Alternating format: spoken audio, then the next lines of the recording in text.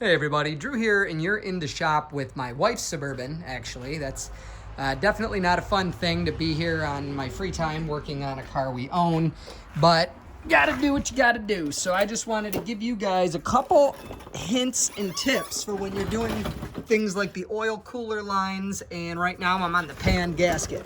So first of all, on the pan gasket, anybody told you that the steering line doesn't, or the steering rack doesn't need to be moved, lied to you. You have a very small hole in the pan right above where my finger is where your filler tube comes down into it. And this guy right here, this line, bumps into the bottom of the pan, and you can't make it work. So what you do is there's some, these are 22s or 24s, whatever, and then there's some other ones in this hole and above it, and you just kind of let it chill. I mean, don't be hard with it, but it hangs down and it's out of your way. Another thing you're going to want to know in no particular order, these bad boys are 18 foot-pounds. These bad boys right here, the ear of the bell housing, there's another one right there. Those are 37 foot-pounds, and a lot of sources don't specify or say that these long bolts that go all the way through the valve cover, or the pan, up into the block, like they're obviously really long, right? Because the bottom of the block is where my finger is, so they need to make it all the way through there and up there. Those are 106 inch-pounds.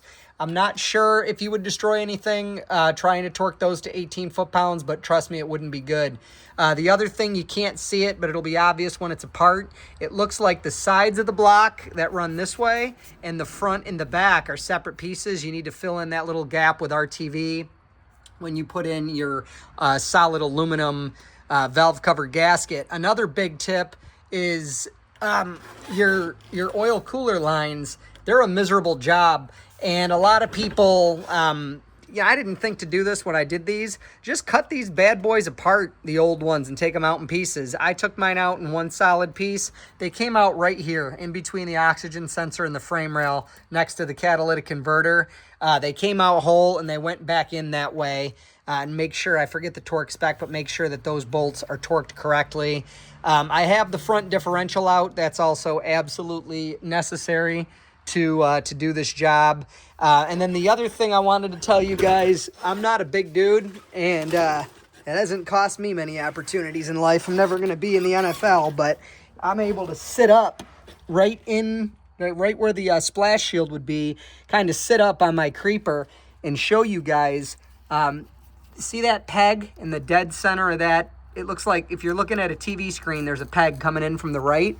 That bad boy sits up in that hole like that. It slides in, and then there's just a little 10 that holds that plastic wiring harness gizmo on the front of the motor. If you didn't know about the way that peg goes in, you might be putzing around for a while trying to deal with it. And you can get an extension from over here and deal with that 10. I think the 10 is this guy right here. It's a black 10, unlike any of the other 10s that you're working with. This assumes that you know how to do this job. It's just a couple small things that'll make it a lot easier, if you know them ahead of time. So I'm Drew with a Chevy Suburban. It's like 07 to 14. This is going to cover whatever, Chevy trucks, 1500 specifically. Hope it helps. If it does, please do give this video a thumbs up and consider subscribing to the channel if you got one of these trucks. Here's the situation. This is my wife's truck, and she doesn't drive a 13 because, we can't get a 2021. I mean, this is the one she likes. So no matter what comes out, she likes this style, and I'm a mechanic technically, so it's my job to keep this thing running perfect. I don't care about odometers. It's a great place to, in this car, you could just change it to the temperature, but it's a great place to put a picture of your kids. Miles don't matter.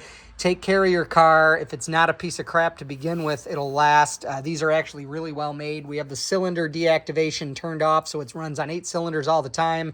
Once the lifters do go, you guys can watch me upgrade the cam and the lifters to, better stuff. But this is her truck. She doesn't want a different one. She's not settling by having it. She expects me to keep this thing running for a long time, which means you guys will get a lot of videos. So if you're a Suburban or a Chevy truck fan, go ahead, subscribe, and just ignore all the Prius and, Camry and Civic content. All right? Take care. God bless. See you in the next one. Bye.